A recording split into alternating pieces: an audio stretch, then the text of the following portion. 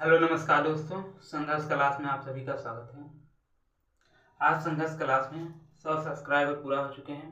आप सभी का बहुत बहुत धन्यवाद। आइए आज हम पढ़ने वाले हैं विज्ञान। आइए हम देखते हैं विज्ञान की परिभाषा क्या होती है। सुसंगठित, सुव्यवस्थित एवं क्रमबद्ध ज्ञान को ही विज्ञान कहते हैं। आइए हम देखते हैं विज्ञान दो शब्दों से मिलकर बना है। इसमें बी प्लस ज्ञान है, बी प्लस ज्ञान। बे में होता है विशेष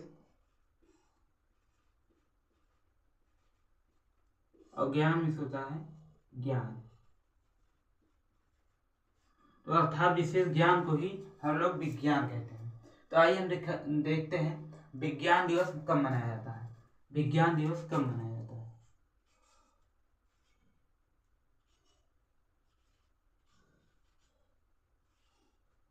विज्ञान दिवस कब मनाया जाता है? विज्ञान दिवस कब मनाया जाता है? 28 फरवरी को।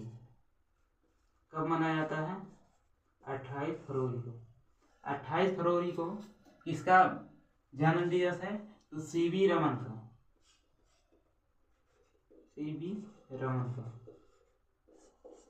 सीवी रमन का जन्म 28 फरवरी को है, इसलिए 28 फरवरी को ही विज्ञान दिवस मनाया जाता है।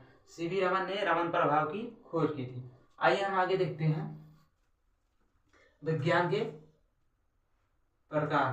हम देखते हैं विज्ञान के प्रकार। विज्ञान 3 प्रकार के होते हैं। विज्ञान 3 प्रकार के होते हैं। हमारा हो गया जीव विज्ञान,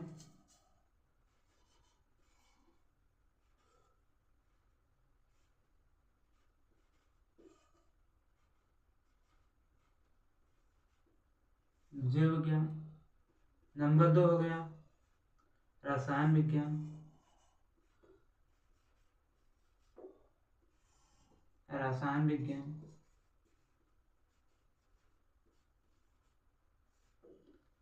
नंबर 3 हो गया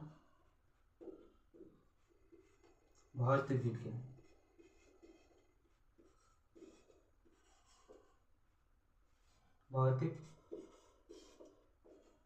विज्ञान। हम देखते हैं विज्ञान हमारा 3 प्रकार के होते हैं। 3 भाग होते हैं विज्ञान के: जीव विज्ञान, रसायन विज्ञान और भौतिक विज्ञान। हम देखते हैं इनके जनक देख लेते हैं। जनक या पिता इनके कौन है? हम देखते हैं जीव विज्ञान। तो जीव विज्ञान के जनक कौन है? जीव विज्ञान के जनक अरस्तु। कौन है? अरस्तु है।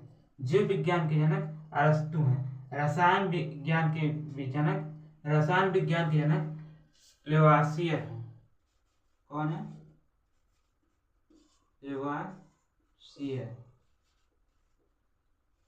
लेवोसियर। हम देखते हैं रसायन विज्ञान के जनक लेवोसियर हैं। आइए हम देखते हैं भौतिक विज्ञान के जनक न्यूटन है। कौन है? न्यूटन है। हमारा जीव विज्ञान के जनक अरस्तु हैं। रसायन विज्ञान के जनक लेवासियर हैं। और भौतिक विज्ञान के जनक न्यूटन है। हम लोग देखते हैं जीव विज्ञान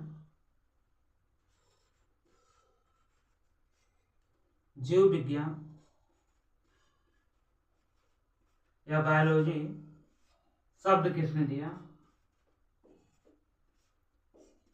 हम लोग देखते हैं जीव विज्ञान शब्द किसने दिया? लेमार्क। जीव विज्ञान का शब्द किसने दिया? लेमार्क और टेबीरनस।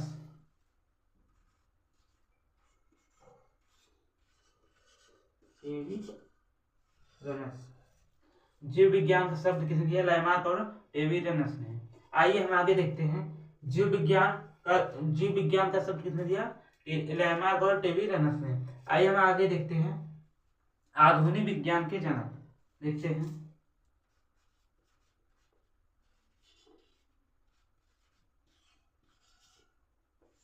आधुनिक विज्ञान के जनक।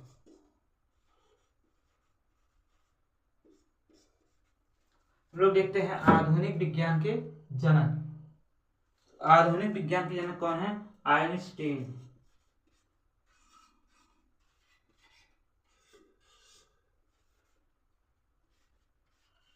हमारा आधुनिक विज्ञान के जनक कौन है? आइंस्टीन। आइए हम आगे देखते हैं। तो हम देखते हैं बी प्लस ज्ञान विज्ञान। विज्ञान बी में से विशेष ज्ञान अर्थात विशेष ज्ञान को ही विज्ञान कहते हैं। इनके विज्ञान के 3 भाग होते हैं, जिसे हम लोग जीव विज्ञान। जीव विज्ञान के जनक अरस्तु हैं। रसायन विज्ञान, रसायन विज्ञान के जनक लेवासियर हैं। भौतिक विज्ञान, भौतिक विज्ञान के जनक न्यूटन हैं। जीव विज्ञान शब्द सबसे पहले जीव विज्ञान शब्द किसने दिया है? जीव विज्ञान शब्द लैमार्क और टेबेरिनस ने दिया है। आधुनिक विज्ञान के जनक, तो आधुनिक विज्ञान के जनक आइंस्टीन है। आइए आगे देखते हैं। आइए हम देखते हैं पदार्थ के प्रकार।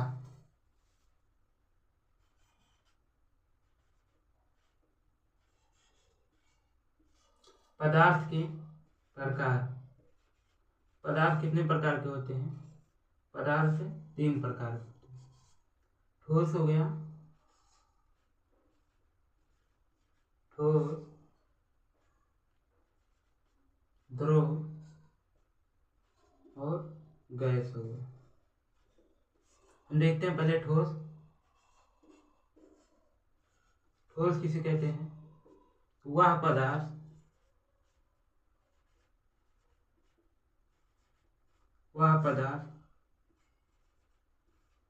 जिनका आयतन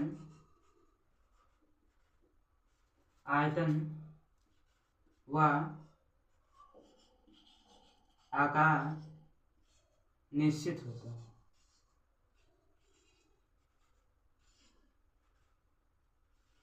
वह पदार्थ जिनका आयतन व आकार निश्चित होता है ठोस कहलाते हैं।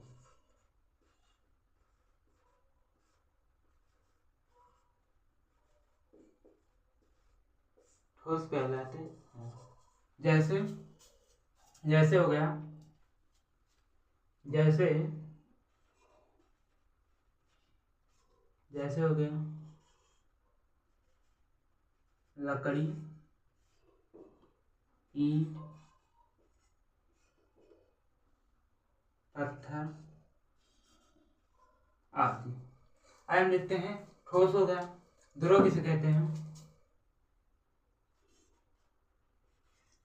द्रव किसे कहते हैं? वह पदार्थ जिनका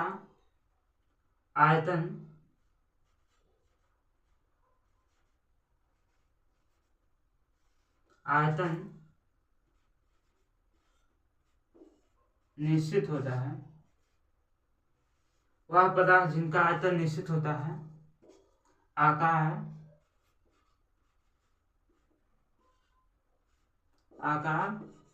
अनिश्चित होता है।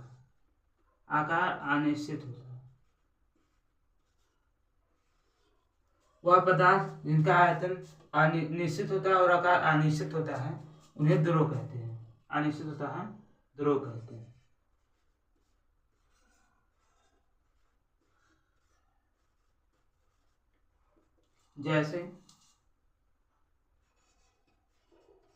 जैसे हो गया जल हो गया, तेल हो गया, तेल हो गया, आदि हो गया। तो हम देखते हैं जैसे जल हुआ, तेल हो गया, जैसे आयतन निश्चित होता है वह आकार अनिश्चित होता है। जैसे हो गया, जैसे हम लोग जल को यदि किसी गिलास में रखेंगे वह गिलास में ढल जाएगा, और अगर उसी गिलास के पानी को किसी बड़े बर्तन में रखेंगे, जैसे हो गया किसी बड़े बर्तन में रखेंगे जल को तो वह फैल जाएगा, और उसे किसी और छोटे पाइप में रखेंगे तो वह और बटोर जाएगा। मतलब जिस प्रकार के बर्तन में रखा जाएगा वह वही आकार धारण कर लेता है, उसे द्रव कहते हैं। लेकिन जो उसका भार रहेगा उसका भार निश्चित रहता है, इसलिए कहते हैं आयतन निश्चित रहता है। आकार अनिश्चित होता है, मतलब जिस पात्र में रखा जाता है वह वही आकार धारण कर लेता है, इसलिए उसका आकार अनिश्चित होता है। आइए आगे देखते हैं गैस।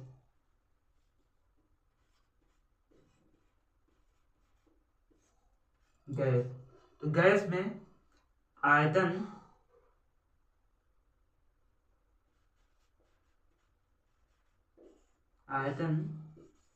व आकार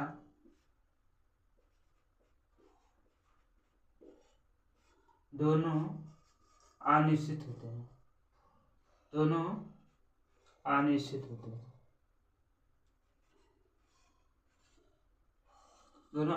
होते हैं।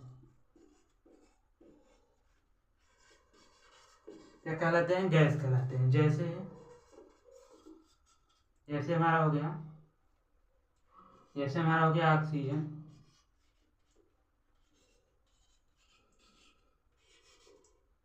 ऑक्सीजन, हो गया,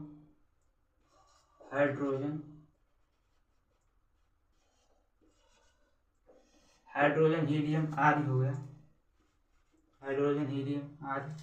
तो इसमें आयतन व आकार दोनों अनिश्चित होता है। वह पदार्थ जिनका आयतन व आकार दोनों निश्चित होता है, इस मतलब जैसे लकड़ी, ईंट हो गया, पत्थर हो गया, तो इनका भार हमेशा वही रहेगा। इन्हें चाहे जिस पात्र में रखा जाए, लेकिन ये अपना आकार वैसे को वैसे रहते हैं, अपने आकार में परिवर्तन नहीं करते हैं। लेकिन जो द्रव होता है, इनका आयतन तो निश्चित होता है, भार तो वही रहेगा, लेकिन इन्हें जिस पात्र में रखा जाएगा उसी पात्र में धारण कर लेते हैं, उसी आकार को धारण कर लेते हैं, इन्हें द्रव कहते हैं। और जिनका आयतन व आकार दोनों अनिश्चित होता है, उन्हें गैस कहते हैं। तो गैस में तो हम देखते हैं ठोस में जो कण होते हैं, ठोस में कण जो होते हैं वो बहुत पास होते हैं, बहुत पास रहते हैं। लेकिन जो द्रव में कण होते हैं, थोड़ा दूर रहते हैं। और जो गैस में कण होते हैं ये बहुत दूर रहते हैं, ठोस में कण, जैसे ठोस है, इसमें कण बहुत पास रहते हैं, लेकिन जो द्रव है इसमें कण थोड़ा दूर रहते हैं। लेकिन जो गैस है इसमें कण बहुत दूर रहते हैं। भौतिक व रासायनिक परिवर्तन।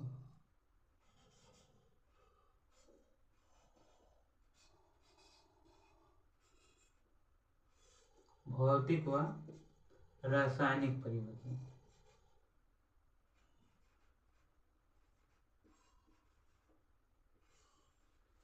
व रासायनिक परिवर्तन। हम लोग पहले पढ़ते हैं भौतिक परिवर्तन। कौन सा? भौतिक परिवर्तन। भौतिक परिवर्तन हम किसे कहते हैं? तो भौतिक परिवर्तन में इसमें भौतिक अभिक्रियाएं होती हैं, हम भौतिक परिवर्तन कहते हैं। भौतिक अभिक्रियाएं किसे कहते हैं? जैसे हमारा हो गया ताप, दाब,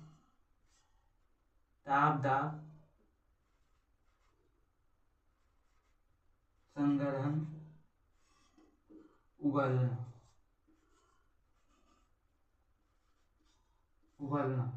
तो हमारा यहाँ ताप, दाब, संघनन, उबलना ये शब्द आते हैं, वो हमारे भौतिक अभिक्रिया में आते हैं, जिसे हम लोग भौतिक परिवर्तन कहते हैं। आइए हम देखते हैं भौतिक परिवर्तन किसे कहते हैं, समझते हैं। तो ये हमारा हो गया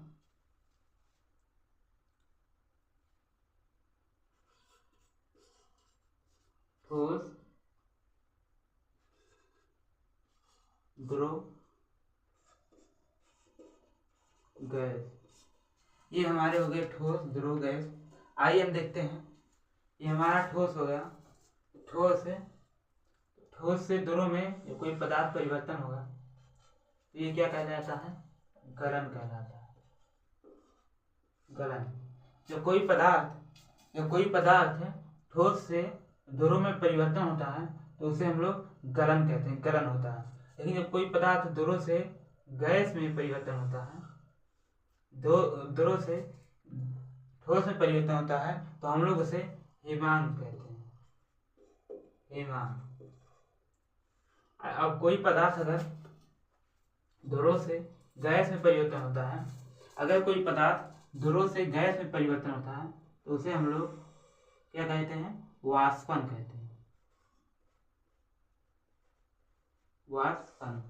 अगर कोई पदार्थ ध्रुव से गैस में परिवर्तन होता है, यदि कोई पदार्थ ध्रुव से गैस में परिवर्तन होता है तो उसे हम लोग वाष्पन कहते हैं। यदि कोई पदार्थ गैस से ध्रुव में परिवर्तन होता है, यदि कोई पदार्थ गैस से ध्रुव में परिवर्तन होता है तो उसे हम लोग संघनन कहते हैं। क्या कहते हैं, संघनन कहते हैं, संघनन कहते हैं। लेकिन यदि अगर कोई पदार्थ ठोस से सीधे ध्रुव में परिवर्तन हो जाता है तो उसे हम लोग ऊर्ध्वापातन कहते हैं,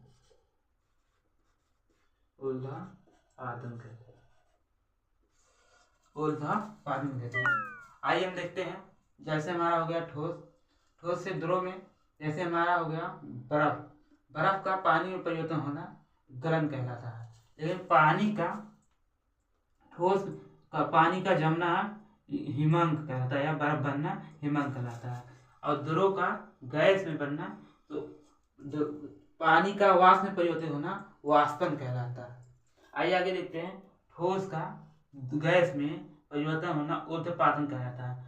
ठोस से सीधे गैस में परिवर्तन होना, जैसे हमारा हो गया कपूर हो गया, जैसे हमारा कपूर हो गया, तो ये हमारा ठोस से सीधे गैस में परिवर्तन होता है। आइए हम देखते हैं भौतिक परिवर्तन।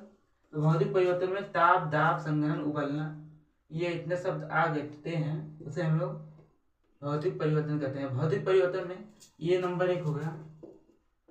नंबर 2 होता है यह क्रिया, भौतिक परिवर्तन, यह क्रिया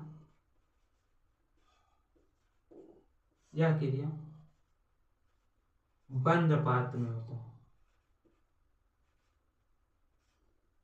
यह क्रिया बंद पात्र में होता है या किया जाता है, होता है, यह क्रिया बंद पात्र में होता है, यह क्रिया बंद पात्र में होता है। हम देखते हैं भौतिक परिवर्तन। तो भौतिक परिवर्तन में भौतिक अपक्रियाएं जैसे ताप, दाब, संघनन, उबलना, ये सब आते हैं तो भौतिक परिवर्तन कहलाते हैं। भौतिक परिवर्तन नंबर 2 है यह क्रिया बंद पात्र में होता है, यह क्रिया बंद पात्र में होता है। हम देखते हैं नंबर 3, यह अपक्रिया बंद पात्र में होता है। हम नंबर 3 लिखते हैं, इसमें नया पदार्थ नहीं उत्पन्न होता है, मतलब कह सकते हैं हम लोग इसमें नया पदार्थ नहीं बनता है।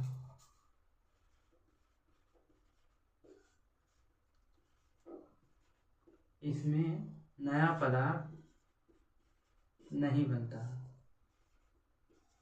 भौतिक अपक्रिया में नया पदार्थ नहीं बनता है। जैसे हमारा पानी है तो पानी से बर्फ बनेगा तो तब भी जल ही रहेगा, फिर बर्फ रहे, फिर बर्फ से फिर पानी बनेगा, तो मतलब इसमें कोई नया पदार्थ नहीं बनता, वही रहता है। इसका कहने का मतलब यह इसमें नया पदार्थ नहीं बनता है। यह हमारा उत्कर्मणीय अपक्रिया, यह भौतिक परिवर्तन उत्कर्मणीय अपक्रिया,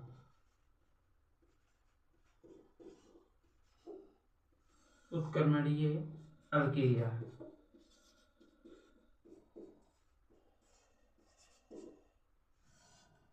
उत्कर्मणीय अपक्रिया मतलब है, उत्कर्मणीय अपक्रिया मतलब है कि यह जैसे ठोस से अगर जल बना है, जैसे जल से अगर ठोस बना है, बर्फ बना है, फिर बर्फ से जल बनेगा, मतलब इसमें परिवर्तन होता रहता है।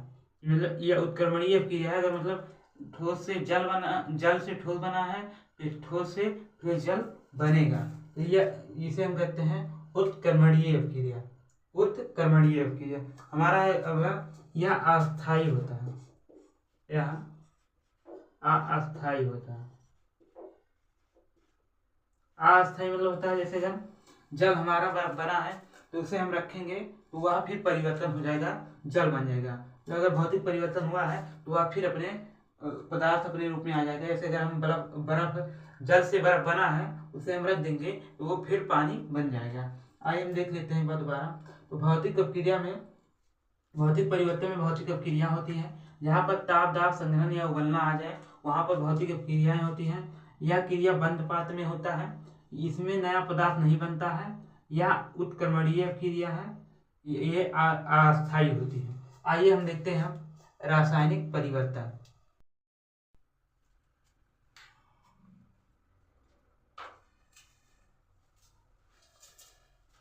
आइए हम देखते हैं रासायनिक परिवर्तन।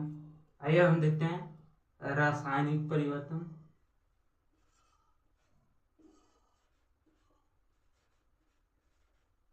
रासायनिक परिवर्तन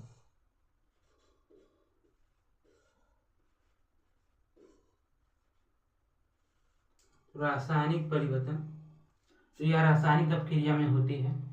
रासायनिक अपक्रिया में इस होता है, जैसे रासायनिक अपक्रिया में होती है, जैसे हो गया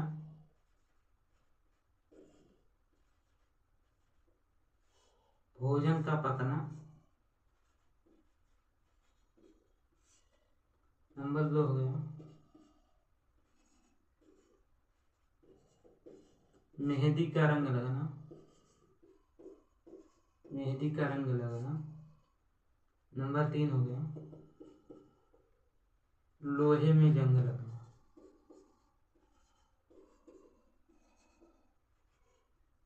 लोहे में जंग लगना। तो हमारा देखते हैं रासायनिक परिवर्तन। रासायनिक परिवर्तन रासायनिक अपक्रिया में होता है, जैसे हमारा हो गया भोजन का पकना, मेहंदी का रंग लगना और लोहे में जंग लगना। लोहे में जंग लगना ये हमारा ऑक्सीडेशन कहलाता है, ऑक्सीडेशन कहलाता है। हमारा लोहे में जंग लगना यह ऑक्सीडेशन कहलाता है। आइए हम आगे देखते हैं, लोहे में जंग लगना ऑक्सीडेशन कहलाता है। हम देखते हैं रासायनिक परिवर्तन तो रासायनिक अपक्रिया में होता है, तो ये हमारा रासायनिक अपक्रिया हो गया। आइए हम देखते हैं नंबर 2, इसमें यह क्रिया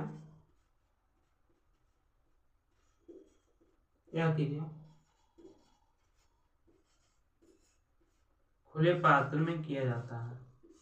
यह क्रिया खुले पात्र में किया जाता है।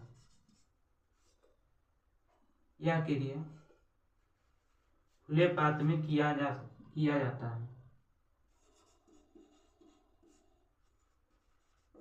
हमारा हो गया यह क्रिया खुले पात्र में किया जाता है। नंबर 2 हो गया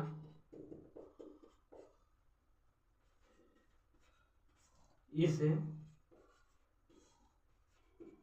क्रिया में नया पदार्थ प्राप्त होता है, नया पदार्थ प्राप्त होता है।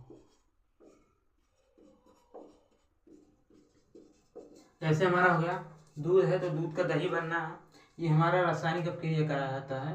लेकिन दूध से जब दही बनेगा तो उसमें हमारा नया पदार्थ प्राप्त होगा, वही दूध नहीं रहेगा।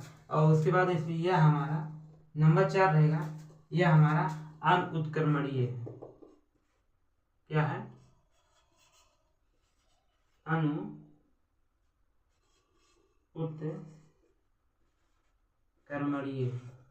क्रिया है, यह हमारा अनुत्क्रमणीय क्रिया है। अनुत्क्रमणीय क्रिया मतलब हो गया कि अगर एक बार दूध से दही बन गया है, फिर हमारा दही से दूध नहीं बनेगा, यह हमारा अस्थायी क्रिया है।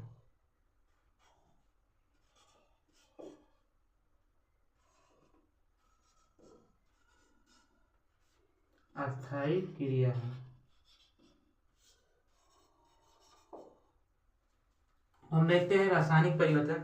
तो इसमें रासायनिक क्रिया होता है भोजन का पकना, मेहंदी का रंग लगना, लोहे में जंग लगना। लोहे में जंग लगना हमारा ऑक्सीडेशन कहलाता है। आइए हम देखते हैं नंबर 2 है, यह क्रिया खुले पात्र में किया जाता है। रासायनिक परिवर्तन यह खुले पात्र में किया जाता है। इस क्रिया में नया पदार्थ प्राप्त होता है, जैसे हमें दूध से दही प्राप्त होगा। इसी प्रकार इसमें अनुत्क्रमणीय क्रिया मतलब इसमें से जैसे हमारा दूध से दही बन गया, फिर दही से दूध नहीं बन सकता है। इसमें यही नंबर 5 है, यह अस्थायी होता है। यह अस्थायी होता है मतलब ये फिर वही बात हो गया कि या फिर दूध से दही नहीं बनता है। आइए आज का क्लास हम समाप्त करते हैं। वीडियो अच्छी लगी हो तो वीडियो को लाइक एवं सब्सक्राइब करें। धन्यवाद।